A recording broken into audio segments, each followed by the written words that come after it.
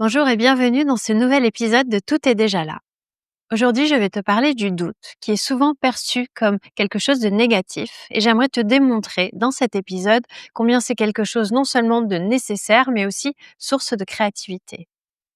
Alors si aujourd'hui tu es guide de yoga, mais que tu sais plus trop où tu en es, si tu traverses une période de doute aussi et que tu veux des outils pour pouvoir sortir, ou en tout cas traverser cette période-là sereinement, ou si tu as des personnes autour de toi qui semblent être dans le flou, dans le doute, cet épisode est fait pour toi.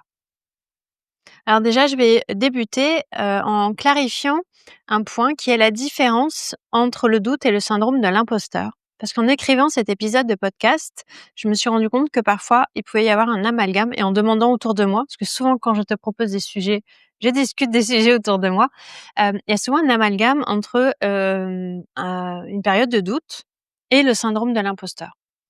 Donc en fait, le syndrome de l'imposteur, il faut savoir que c'est un concept qui a été développé par des psychiatres, des psys, ça va être plus simple, dans les années 80 et qui en fait, décrit un état dans lequel la personne va se dévaloriser totalement, va s'enlever tout mérite, tout succès en fait lié aux actions qu'elle mène, à ses entreprises ou à ses relations. Là, aujourd'hui, je vais vraiment te parler de doute et en fait, pour moi, le doute, c'est quelque chose qui, parle de nouveauté et qui parle de joie. Donc c'est une période où tu vas questionner, tu vas hésiter, mais il y a toujours un choix qui est possible. En fait, tu remets pas en cause, les mérites et les succès de ce que tu as pu mettre en place. Tu es juste devant, un choix ou devant une affirmation que tu dois faire et il y a un mouvement, j'ai pas envie de dire de recul, mais en tout cas de ralentissement, qui se fait, qu'on appelle le doute et c'est de cela dont je veux vraiment te parler aujourd'hui. Parce qu'en tant que guide de yoga et peut-être même en tant que pratiquante, tu as sûrement traversé des périodes de doute ou encore une fois, comme je disais en introduction, tu es peut-être dans une période de doute et en fait, ces périodes-là sont très bénéfiques et vraiment vont nourrir à la fois ton cheminement, mais aussi ta pratique et la personne que tu es. Donc, j'aime beaucoup commencer les épisodes qui sont sur des concepts par définir clairement le concept. Donc, je te mettrai le lien vers le dictionnaire, la définition que j'utilise en ligne, en tout cas. La définition du doute, c'est un état naturel de l'esprit qui s'interroge, caractérisé par des degrés différents, soit par l'incertitude concernant l'existence ou la réalisation d'un fait, soit par l'hésitation sur la conduite à tenir, soit par la suspension du jugement entre deux propositions contradictoires. Et déjà, dans cette définition, on voit que, subtilement, en tant que guide de yoga, on peut très bien souvent se reconnaître dans l'incertitude concernant l'existence ou la réalisation d'un fait. En tant que guide de yoga, tu peux être amené à remettre en cause certains concepts liés à l'hindouisme, par exemple, comme les chakras. Tu peux être amené parfois à douter aussi d'une méthode, peut-être qu'on t'a transmis, au niveau du yoga, pour être dans l'état de yoga. Tu peux aussi hésiter sur la conduite à tenir, c'est-à-dire, est-ce que ma séquence est vraiment, sûre d'un point de vue physiologique, anatomique? Est-ce que, je place vraiment les choses dans le bon ordre? Est-ce que ma méthodologie globale auprès de mes pratiquantes et mes pratiquants est cohérente? Et puis aussi, tu peux être dans un jugement entre 2 propositions contradictoires, donc parfois c'est un choix que tu as à faire et souvent d'ailleurs ce choix, il ramène, à une des 2 autres points. Enfin moi je trouve que ça ramène à un des 2 autres points. C'est-à-dire l'incertitude aussi, sur ta posture. Mmh. Donc ou sur, l'existence de quelque chose et tu dois choisir finalement, quand tu es dans l'incertitude, bah, est-ce que tu y crois ou pas? Est-ce que c'est réel pour toi ou pas? Est-ce que tu t'appuies dessus ou pas? Est-ce que tu l'intègres à ta transmission, à ta pratique? Donc après avoir vu cette définition, ce que je vais faire, c'est que je vais à la fois, t'étayer pourquoi est-ce que pour moi le doute, c'est vraiment une source de joie, une source de créativité, quelque chose qu'il faut, nourrir et vraiment, honorer quand tu le traverses. Et puis je vais te donner ensuite des outils, que moi j'utilise, bien évidemment, pour pouvoir traverser cette période de doute ou ces périodes de doute. Donc déjà, dans le doute, il faut reconnaître qu'il y a une notion de renoncement. C'est-à-dire que quand tu doutes, on l'a vu dans la définition, mais tu l'as peut-être ressenti aussi, souvent ce qui nous fait douter, c'est qu'il faut choisir. Et en fait, l'état de doute est souvent induit par une peur de faire le mauvais choix, par une peur d'incarner quelque chose, au regard des autres, par une peur de croire en quelque chose qui n'est peut-être pas une conviction pour d'autres personnes. En gros, souvent on a cette peur, c'est-à-dire à la fois du regard de l'autre et de soi. Et en fait, à l'origine, le doute, ça voulait dire crainte, ça voulait dire hésitation, incertitude et souvent on l'opposait à certitude et assurance. D'ailleurs, dans le langage français, on a souvent des phrases qui vont dire, «Ah cette personne, elle fait preuve d'assurance», pour sous-entendre elle doute pas d'elle-même et qu'elle est, vraiment dans, une affirmation de soi. Dans la certitude, ben, souvent on va avoir, «Je suis certain de ce que j'affirme», tout simplement, ou «Je sais ce que j'affirme», par opposition à, «Je doute que ce soit vrai». Qui sont des phrases qu'on a souvent dans le langage et qui nous renvoient en fait à ces oppositions. Mais en fait, on voit bien que dans ces oppositions-là, il y a des subtilités qui se font entre la certitude, l'assurance, le doute, l'hésitation. En fait, finalement, le doute a un vocabulaire et une large, vraiment un point très, très large, au niveau de l'étymologie parce que on va toucher à plusieurs ressentis, à plusieurs états d'être qui vont nous faire dire qu'on est dans le doute. Donc si le vocabulaire d'ailleurs est un sujet qui te parle beaucoup comme à moi, l'importance des mots, je te renvoie à l'épisode 30 de ce podcast dans lequel je te parle de l'importance du vocabulaire. Donc craindre en fait, c'est souvent un sentiment qui est né de la situation où on est partagé en fait, on redoute, on est entre 2 choix. Parce qu'en fait le choix, ça veut dire oui à quelque chose, mais ça veut dire aussi fermer la porte ou dire non à autre chose. Et là, j'ai voulu mettre une citation que j'aime beaucoup de Socrate, en fait, qui aurait dit, je dis bien qui aurait, parce que je ne l'ai pas connu, mais en tout cas, «Je sais que je ne sais rien».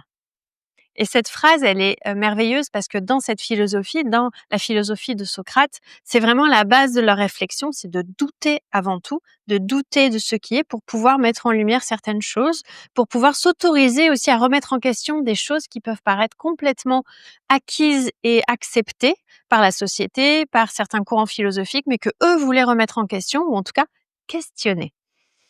Mais le doute, en fait, pour moi, il est nécessaire, il est positif et il est créatif. Et c'était aussi le cas pour ces philosophes-là. En fait, quand tu es guide de yoga, tu vas douter constamment, encore une fois. Est-ce que mes sessions vont plaire? Est-ce que mes élèves, mes pratiquants vont revenir à la session suivante? Est-ce que je suis légitime? Ça, c'est une question qui est, énorme. Alors là, quand on parle de légitimité, bien évidemment, on a une limitation derrière. Mais lorsqu'on doute de sa légitimité, il y a une peur qui est qu'à un moment, on pourrait découvrir en t'écoutant ou en allant à tes sessions de yoga qu'en fait, tu n'es pas vraiment guide de yoga ou que tu ne maîtrises pas ton sujet et donc que tu n'es pas légitime à transmettre le yoga. Et en fait, ces questionnements, ils sont vraiment justes et légitimes, justement. C'est-à-dire qu'ils viennent poser déjà un point d'humilité, je trouve, en ce sens. C'est-à-dire que en tout cas, quand moi je questionne, est-ce que mes séquences sont bien construites? Est-ce que cet accompagnement sur mesure apporte vraiment ce qui est nécessaire à la personne? Est-ce que je puise vraiment en moi et en mes connaissances pour transmettre à cette personne? Est-ce que je décide, de continuer telle offre et d'arrêter telle offre? Tous ces questionnements-là, en fait, font preuve d'humilité parce qu'à un moment, ils me ramènent à un choix, qui peut changer mes fondements, ma stabilité, mais qui après, derrière, me permet d'avancer, de créer d'autres choses.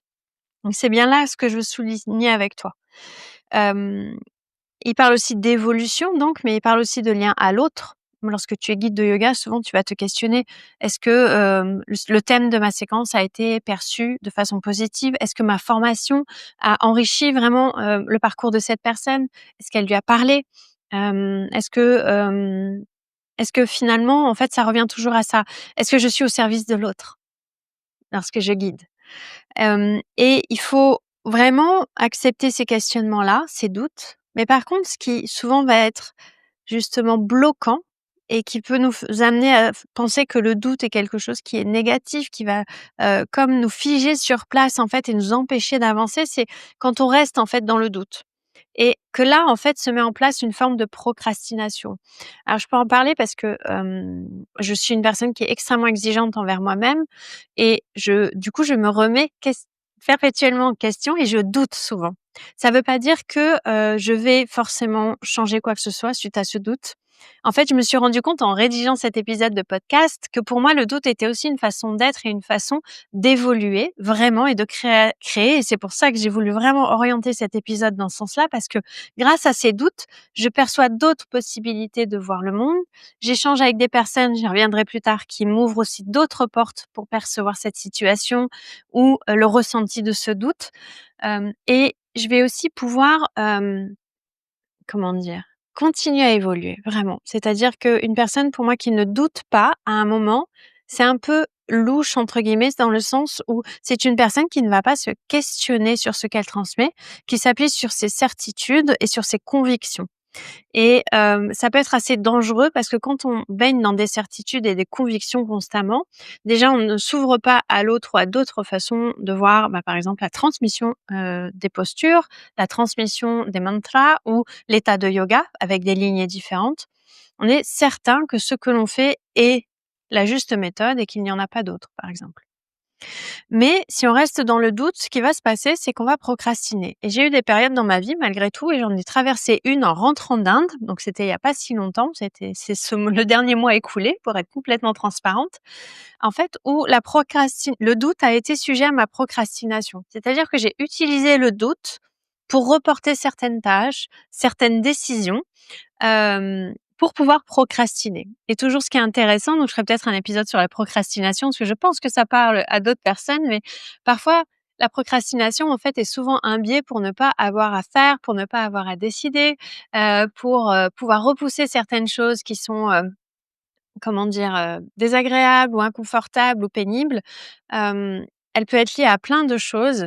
Mais en tout cas, c'est souvent l'effet qu'on recherche. Le résultat, c'est souvent celui-là qu'on recherche en procrastinant, consciemment ou inconsciemment, parce que le cerveau est aussi très fort pour procrastiner inconsciemment et surtout si, comme moi, tu as des neuroatypies, et la procrastination va faire partie de ton fonctionnement. C'est-à-dire que, tu vas avoir quelque chose de très important à faire et ton cerveau, il va te dire: «Oh mais regarde, là, tu as pas passé l'aspirateur ou tu as pas fait la vaisselle ou ah, tu as pas lu ce dernier livre», alors qu'à côté, tu as la compta à faire.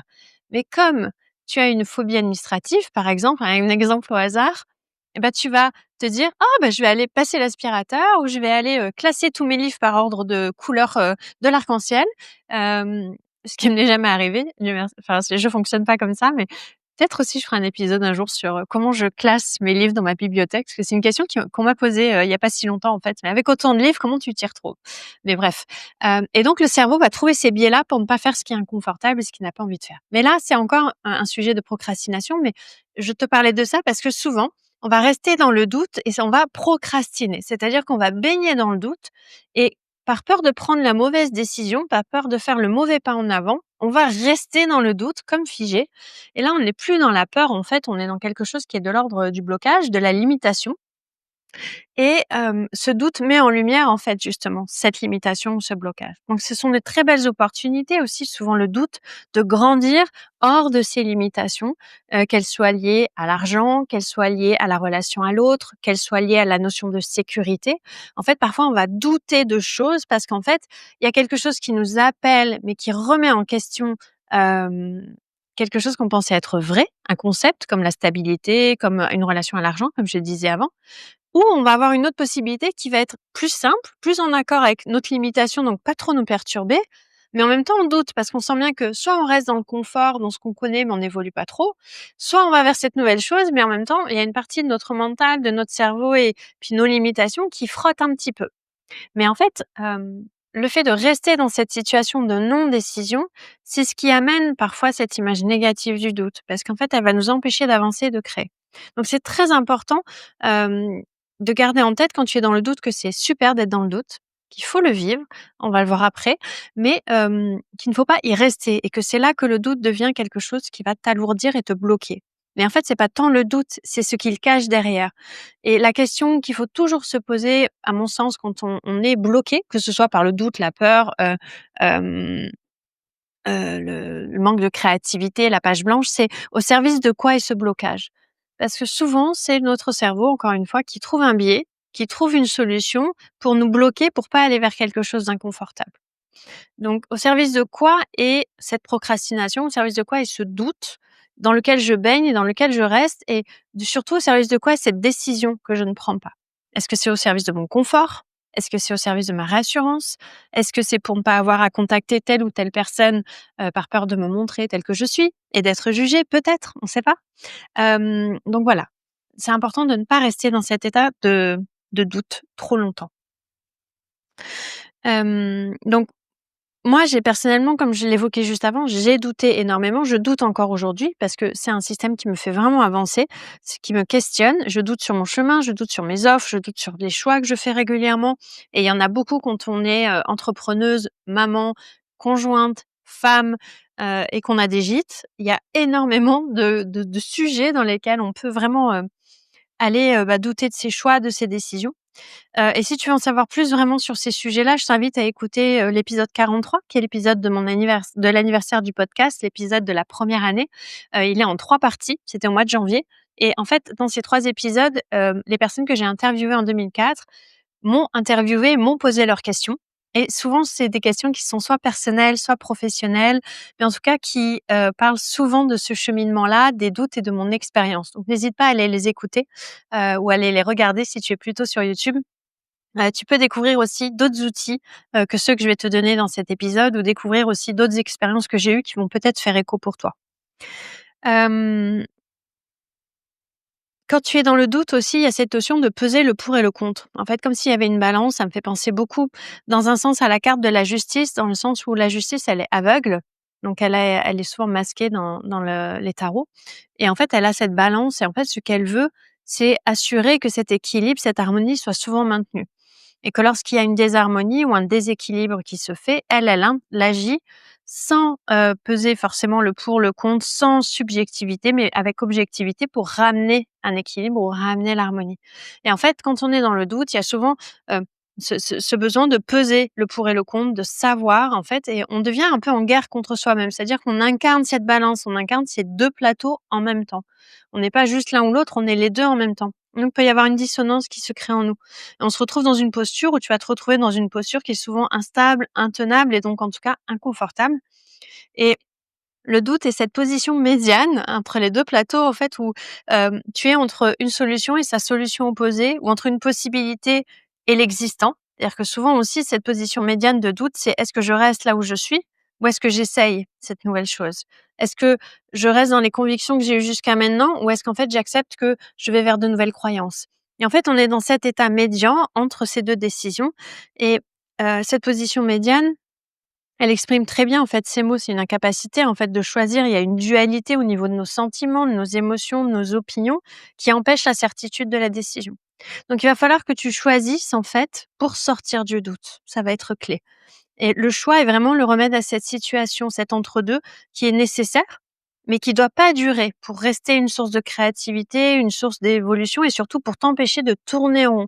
Parce que quand on reste dans le doute, en fait, on va ruminer et on va continuellement évaluer et évoluer les possibilités, ce qui pourrait advenir, mais en fait, on n'en sait rien de ce qui va advenir. Tout ça, c'est des projections du mental sur des possibilités qui n'arriveront peut-être jamais. Et donc, c'est du temps et de l'énergie de perdu.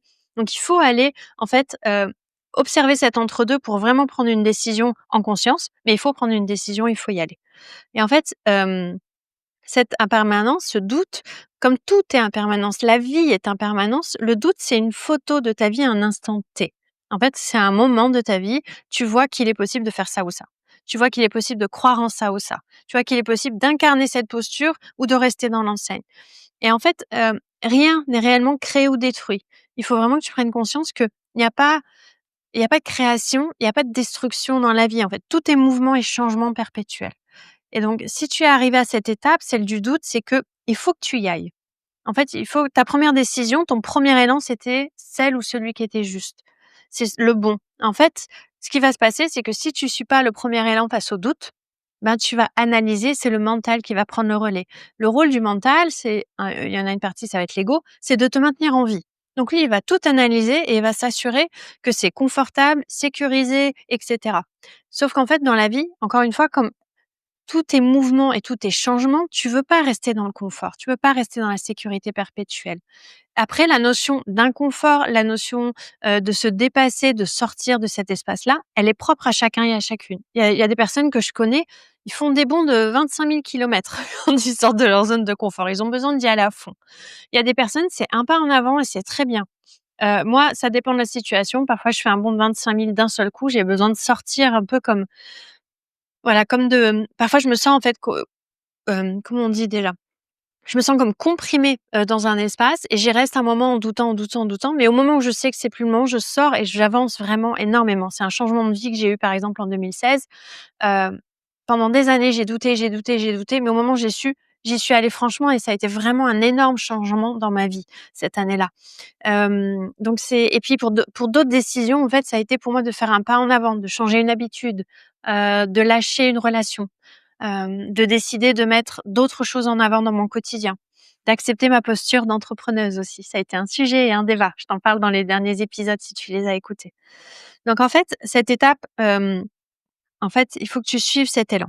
Il faut que tu suives ce point-là parce que en fait, quand tu vas avoir, notion et conscience que tout est impermanence, que tout change et que ce que tu veux, c'est évoluer, hem, tu peux en fait écouter le doute, écouter le mental sans interagir.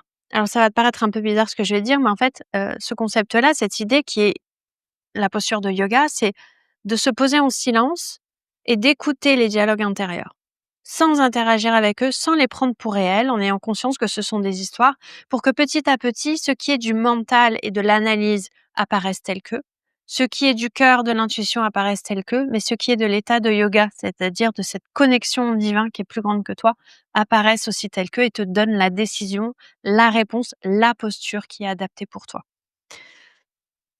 Donc c'est là où tu vas pouvoir vraiment, te connecter avec ta créativité qui se trouve dans ce doute. Parce qu'en fait, le doute fait vraiment partie du processus de création. Il fait partie de cette phase de contraction qui est arrivée après et qui arrive avant une phase d'expansion.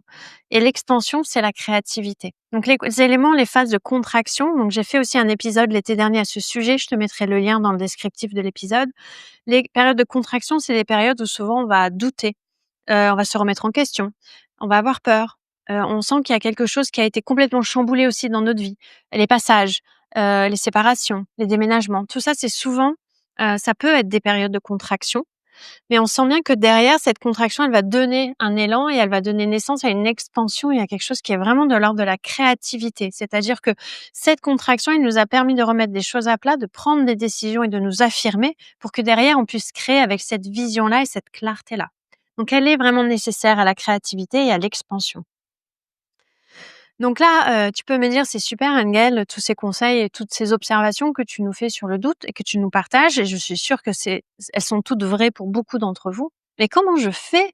Alors souvent la question qu'on me pose, c'est celle-là: «Comment je fais pour sortir du doute Engel?» Ça, c'est une question que j'ai souvent, dans les accompagnements personnels parce que quand j'en viens accompagner des personnes, il y a toujours un moment, bah, où soit la personne vient déjà avec un doute, soit pendant l'accompagnement, il y a des choses qui sont levées, il y a des choses qui bougent et donc on peut douter et on me dit: «Mais comment je fais pour passer outre ce doute? Ça m'arrête, ça me ralentit, comment je vais au-delà?»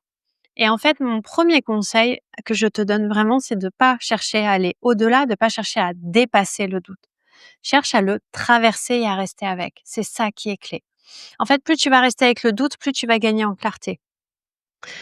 En fait, dépasser, ça voudrait dire laisser le doute derrière et moi, ce que je t'invite vraiment à faire, c'est à l'incarner, à vivre avec, en fait, de l'intégrer sur ton chemin, de le faire tien, ce doute, vraiment, pour pouvoir prendre des décisions à cet instant T, cette photo dont je te parlais tout à l'heure, en conscience. Donc prendre une décision en conscience, ça veut dire quoi? Ça veut dire, en fait, poser une action ou mener une réflexion en accord avec tes valeurs, avec ton chemin, avec ta vie, avec tes besoins aujourd'hui, mais consciemment. Donc, c'est vraiment les poser de façon à ce que tu te dises: «Tiens, aujourd'hui, j'ai besoin de ça, donc je décide ça». C'est conscient, mmh. Plutôt que de faire par automatisme, par exemple, ce qui est souvent soit des choix inconscients, soit des choix de réflexe, que moi j'appelle des automatismes, où en fait, on va faire un choix parce que c'est comme ça ou parce que ça a toujours été comme ça, alors que ton besoin est peut-être autre. Et en fait, faire des choix en conscience, ça veut dire faire de ton mieux pour l'autre, pour le monde et donc pour toi. Et c'est la partie que toi tu peux contrôler, que tu peux faire. Enfin, contrôler, c'est un grand mot. C'est la partie sur laquelle tu peux vraiment te responsabiliser et interagir. Donc, pour t'aider en plus de ta pratique de méditation, de yoga, quelle que soit ta pratique en fait spirituelle, tu peux aussi échanger avec tes collègues. Tu peux aller les voir et leur demander qu'est-ce que tu as traversé. Est-ce que tu as traversé ces questionnements? Est-ce que tu as eu ces remises en question? Est-ce que tu Quelle a été ta position par rapport à cette, croyance, par exemple, aussi? Moi, j'ai énormément discuté et je discute encore beaucoup avec des proches sur, justement cet état de yoga, sur les chakras, sur la vibration, sur le silence, en fait. Parce que moi, je donne une valeur à tout cela, mais en discuter avec les collègues, ça me permet vraiment déjà de m'ouvrir parfois à d'autres façons de voir, parfois de réaliser aussi que je me creuse la tête pour pas grand-chose. C'est pas forcément nécessaire, c'est aussi une réalité que je me prends comme je suis très exigeante, parfois je me prends le chou sur des détails. Donc parfois échanger avec des collègues, ça permet aux collègues, quand tu choisis les bonnes oreilles, de dire, Alors pour moi, c'est une non-discussion en fait et de te dire peut-être: «Ah oui, peut-être en effet, c'est une non-discussion». Mon mental a pris ce morceau et a pris ce bout de bois et le mâchouille depuis des jours parce qu'en fait, ça me permet de pas me poser d'autres questions ou ça me permet de l'utiliser ce mental et qu'il soit hyperactif comme il aime l'être, plutôt que de me poser dans le silence. Ça nourrit certaines peurs ou ça met en lumière certaines limitations et mâcher le bout de bois, plutôt que de les, adresser et de trouver des solutions en étant accompagné par des personnes compétentes, eh ben, ça me permet de rester avec ce bout de bois. Donc c'est important aussi de le faire. Tu peux aussi te faire accompagner par une personne qui a plus d'expérience que toi sur ce chemin-là, en fait. Tu vas comme ça recevoir des outils, recevoir des retours d'expérience plus que des expérimentations. Donc ça, c'est ce que je fais dans mes accompagnements souvent individuels. J'ai un retour, en fait, sur mes plus de 20 ans de pratique spirituelle et ça me permet vraiment de donner non pas des expérimentations, teste ça ou quoi, mais d'avoir un retour d'expérience à partir de ce que moi j'ai vécu, mais de ce que j'ai pu voir aussi dans mes différentes sanghas, dans mes différentes études. Tu peux aussi écouter des podcasts comme celui-ci, tu peux aller à des formations, à des retraites pour voir les situations sous un autre angle. Sortir de ton quotidien et de ton contexte, ça peut te permettre de te rendre compte que ce doute, en fait, il cachait autre chose, c'est un voile. Ou ça peut te permettre tout de suite cette prise de distance, comme j'aime appeler ce pas de côté, de dire: «Mais non, mais en fait, c'est clair, c'est là. C'est ça ma décision, en fait, c'est ça mon action». Ça peut être au début ou à la fin des retraites ou des formations.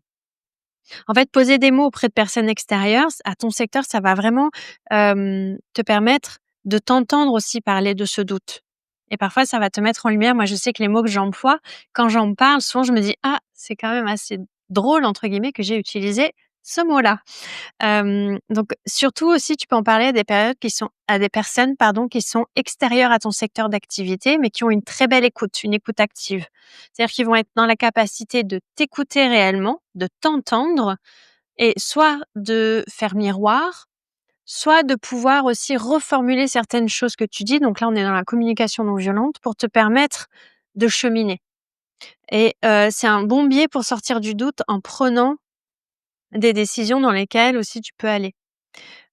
Autour de moi, par exemple, moi, j'ai 2 personnes qui sont pas du tout dans mon secteur d'activité, qui sont pas du tout guides de yoga, mais qui ont une pratique spirituelle. Je sais que pour moi, c'est clé, et qui ont un cheminement qui est proche du mien, d'une certaine manière, avec leur pratique et en fait, lorsque je leur parle de mes doutes, de mes questionnements, de mes expériences, ça me permet vraiment d'avoir ce regard extérieur. Ça me permet de savoir que je vais me poser avec elles sans qu'il y ait une analyse du marché, d'une analyse de ce qui se passe aujourd'hui ou autre, mais vraiment d'avoir un regard parfois totalement extérieur. J'avais une discussion avec une personne, ce week-end, une de ces 2 personnes justement, où je lui ai expliqué en fait que j'étais vraiment depuis le retour de l'Inde, et c'est marrant parce que j'en suis sortie ce matin avant d'enregistrer cet épisode, donc c'est très drôle, mais cette période de procrastination justement qui était nourrie par le doute, parce que je devais faire plein de choses, parce que je dois communiquer, j'ai enregistré le podcast. Faire un podcast, ça veut dire faire un article sur le site, ça veut dire envoyer une newsletter, ça veut dire poster des choses sur Instagram, ça veut dire relayer et cetera, mais et à un moment, elle me dit: «Mais est-ce que tu aimes faire les podcasts? Est-ce que tu aimes être guide de yoga?» «Oui». Elle me dit: «Bah, voilà, donc simplifie peut-être ta méthode». Je sais pas ce que elle m'a dit: «Clairement, je me rends compte de tout ce que ça implique d'être guide de yoga, OK, mais si tu aimes faire des podcasts, si tu aimes être guide de yoga, si tu aimes faire les formations, concentre-toi là-dessus et simplifie tout le reste». Bah, voilà. Et moi, j'étais en train de mâchouiller pour essayer de tout faire rentrer dans mon planning et elle, de son point de vue extérieur, elle a verbalisé, elle a dit à voix haute ce que je pensais tout bas. Il y a trop, ça rentre pas, ça sert à rien, ça ne marche pas. Il y a 24 heures dans une journée pour tout le monde. C'est pas les mêmes 24 heures pour tout le monde, mais moi en tout cas, voilà, j'ai ce temps-là, il faut que j'arrive à alléger pour pouvoir faire ce que j'aime vraiment faire, dont des grandes surprises qui arrivent dans les mois à venir. Au-delà là de venir, comme je te dis, traverser ce doute, le laisser être tien, l'incarner, échanger à ce sujet. J'ai envie de dire le remède au doute, c'est-à-dire ce qui va te permettre vraiment de le traverser, de voir toutes ces observations, de les vivre et de sortir que tu vas vers l'expansion, c'est de prendre une décision. Il y a rien d'autre qui va te permettre de savoir que tu as fini de traverser ce doute. Tout peut changer ensuite. Donc, si on en revient à la définition du doute qu'on a vu au début, en fait, tu l'auras compris, tout ce qui va te permettre d'avancer, c'est de prendre une décision, de faire un choix en affirmant ta posture, en décidant de ce que tu vas être, de ce que tu vas faire, de ce qui est juste pour toi.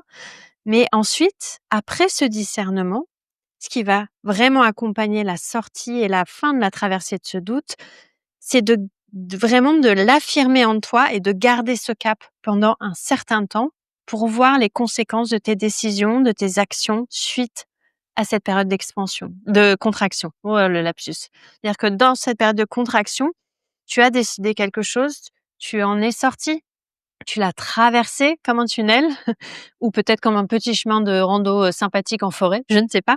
Mais lorsque tu en sors, en tout cas, il faut que tu suives encore ce chemin quelque temps pour voir les conséquences vraiment.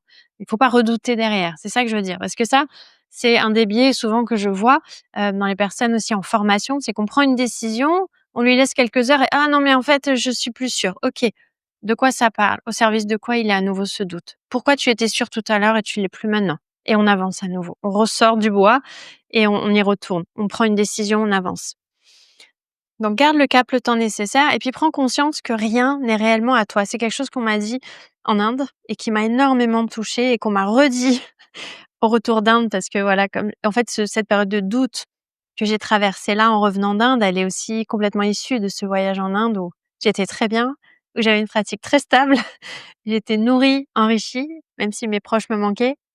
Et revenir là en tant qu'entrepreneur, avec en plus, des événements qui ont eu lieu où il y a des collaborations qui sont arrêtées, qui m'ont rajouté une charge de travail et ben, ça m'a fait douter de ma posture. Alors qu'en fait, finalement, c'était pas de ma posture dont je vais douter parce que rien ne m'appartient. L'entreprise que j'ai montée, Evol Yoga, ne m'appartient pas, en fait. Tout est changement et finalement, rien n'est réellement à toi, rien ne t'appartient. Donc en te détachant de ce que tu crois posséder ou de ce que tu pourrais perdre en prenant cette décision, en fait, tu te libères de ce doute, tout de suite. Tu es libéré du doute et tu fais ce qui doit être fait. On est d'accord? Tu décides ce qui doit être mené en action, tu ressens ce qui doit être ressenti, tu assumes ce que tu dois être. Parce qu'en fait, dès l'instant où tu ne possèdes plus rien, tu ne peux rien perdre. Donc le doute, il s'évapore. Il n'a plus aucune raison d'être. Donc c'est facile à dire, hein, mais avec la pratique, ça devient réel. Donc ce qui en résulte, c'est que, finalement, tout ce qui va découler de ta décision, de ta mise en action, en fait, ça ne t'appartient plus non plus.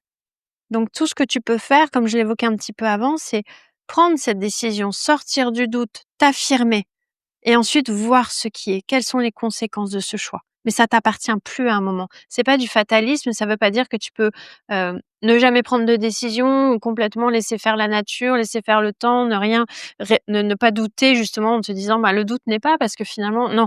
Ce que je dis juste, c'est qu'à cet instant T, rien ne t'appartient. Tout change, tu peux tout perdre du jour au lendemain. Parce qu'en fait, tu ne possédais rien. Donc finalement, quand tu réalises que tu ne possédais rien, bah, en fait, tu ne pouvais pas perdre tout ça. Donc rien ne t'appartient, quand tu ne crées rien, quand tu ne donnes naissance à rien, mais que tu observes que tout est changement et que tout est mouvement et que du coup, toi, tu peux juste prendre une décision à un instant T dans ta vie qui va accompagner et faire partie de ce mouvement global et non pas d'une création, l'ego, s'estompe et en fait, ça en revient à: «J'ai fait du mieux que j'ai pu à cet instant T, j'observe maintenant les conséquences de mes actes» et ça va me permettre pour les doutes suivants ou pour les situations suivantes de prendre une décision peut-être différente ou pas. Donc c'est pas du fatalisme, hein, encore une fois. Je te dis pas de laisser tout faire, enfin moi je suis pas du tout pour ce courant-là qui dit: «L'univers pourvoit, tout ce qui arrive est juste, tout ce qui doit arriver», Moi j'aime bien par contre cette phrase de Sri Ramana Maharshi, si je me trompe pas. En tout cas mes guides Adam et Nathalie, ils font souvent référence. Je n'ai pas le mot pour mot, je le mettrai peut-être dans le descriptif si je le retrouve, mais en gros, ils nous ont relayé que dans un de ses écrits, il disait en fait: «Tout ce qui doit arriver arrivera, tout ce qui ne doit pas arriver n'arrivera pas» et derrière, il dit en fait: «Tout ce que tu peux faire», en gros, j'ai pas le mot pour mot, je m'excuse, j'aime pas je préfère paraphraser, mais en gros, tout ce que tu peux faire, c'est être présent à l'instant présent. C'est tout ce que tu peux faire. Être incarné à cet instant, être pleinement présente, présent à qui tu es à cet instant-là. Donc, ça nous responsabilise à la fois sur le choix de l'instant et c'est le seul élément sur lequel on peut avoir une influence réelle. Voilà. Donc, en conclusion, je dirais: «Incarne tes doutes».